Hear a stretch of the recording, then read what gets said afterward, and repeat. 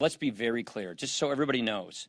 Russia did meddle with our elections. They tried to impact the 2016 election. It was nothing short of treasonous. You have been watching perhaps one of the most disgraceful performances by an American president. And that's what made it disgusting. That's what made his performance disgusting. It's pretty safe to say that the Helsinki Summit wasn't received too well. The summit took place on July 16th, but even in the weeks leading up to it, the president didn't share much information about what he hoped to accomplish. Press Secretary Sarah Huckabee Sanders tried to give some insight on what would go down during the summit. She said that the president would discuss relations between the United States and Russia and a range of national security issues. And that's it. That's literally all it says on the official White House website.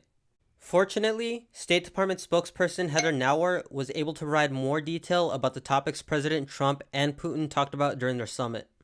Among the things that were proposed, a high-level working group with business leaders from both countries. Another thing that's been proposed is convening some sort of an expert council. Also, another proposal was that our NSC meet with the Russian NSC to discuss follow-up meetings. You know, these are certainly all modest proposals. But the broad end goal, coupled with the lack of written agreements, or even a transcript of what the two leaders discussed, has prompted Democrats to call for Trump's interpreter to answer questions in front of a Senate committee. The interpreter was the only other American in the room, so she is the only person that could really corroborate what the president privately told Putin. Though it's really uncommon for interpreters to be called into court, just the fact that Democrats are trying to question the interpreter should raise questions about Donald Trump's ability to be transparent. He demands transparency of the Mueller investigation. What I want is total transparency. But shouldn't he also be transparent with his approach to Russia? If the summit went as successful as the president asserts, then let's see some blueprints. Let's see some game plans. Let's hear directly from the president what solutions he proposed. Now, looking at all of this information and the whole timeline so far, I'm still struggling to understand why the president deflects any and all blame directed at Russia. Sarah Sanders also dismissed the very real threat of Russia by suggesting that she doesn't know if they're going to continue meddling in the election because, quote, there's currently not an election today. The president and his administration are working very hard to make sure that Russia is unable to meddle in our elections as they have done in the past and as we have stated. So he does believe it's going on? Well, since there's currently not an election today, not specifically, but... What she said would be akin to saying, oh, well, World War III hasn't happened yet, so we don't know if there's any countries that are actively targeting the United States. Even in the compilation video that the president tweeted as evidence that he's been hard on Russia, you can see how he minimizes their actions by constantly throwing in this hypothetical third party that he claims was also involved in election meddling. As far as hacking, I think it was Russia, but I think we also get hacked by other countries and other people. Well, I think it was Russia, and I think it could have been other people in other countries. I think it was Russia, but I think it was probably other people and or countries. Certainly there was meddling, and probably there was meddling from other countries and maybe other individuals. Let's be blunt. We as viewers are not stupid. The entire context of his Helsinki conference tells me that this is a guy who is genuinely conflicted over whether to believe the US Justice Department or Putin.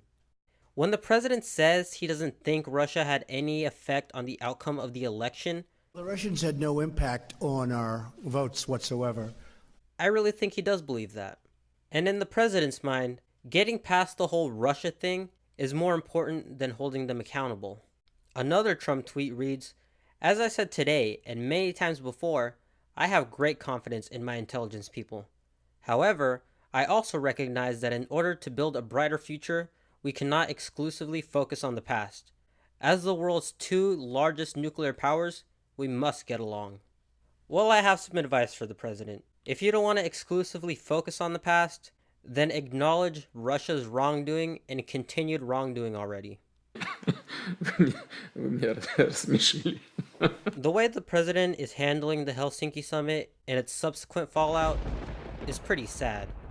The fact that Putin didn't need to answer to any of his actions because he was never even questioned about them is also pretty sad. But the president isn't the only one who's trying to find Russia an out. So is Congressman Devin Nunes, who we've talked about on the show before. He's the chairman of the House Intelligence Committee and one of the only congressmen left that is still actively trying to derail the Russia investigation. At this point though, Nunes has lost all credibility to the point where even Laura Ingraham is done with his shit. Well, what they said about Steele, what they put in the application is that there was reason to trust him. They don't refer to him by name. Yeah. Source number one. So they said, well, there's reason that he's credible because other information source number one had given us had led to criminal convictions. Is that not good enough for you? That is not. Recently, he's tried to claim that the warrants used to open an investigation into a former Trump aide were tainted. It didn't count because they were based on evidence gathered by a Democrat-sponsored investigator. I mean, can you imagine, do we live in a country today, well, I guess we do, but where we can just go hire former contractors to go out and in this case, a British, former British agent, to go dig up dirt on your opponent, take it to the FBI and DOJ that you control, feed it into them so that they can open up a counterintelligence investigation without any defense there, without any grand jury, and go and get all of your communications. Well, I think someone should tell Devin Nunes that the United States Justice Department conducts their own independent investigations to make sure that the information brought to them by partisan sponsors is actually based on fact. You know what, Devin Nunes? I don't like you. How about I go tell the FBI that Russia is trying to attack you? Lucky for you, the FBI isn't going to open an investigation into that unless there's evidence to suggest that I'm not just talking out of my ass. And who does Mr. Nunes end up blaming?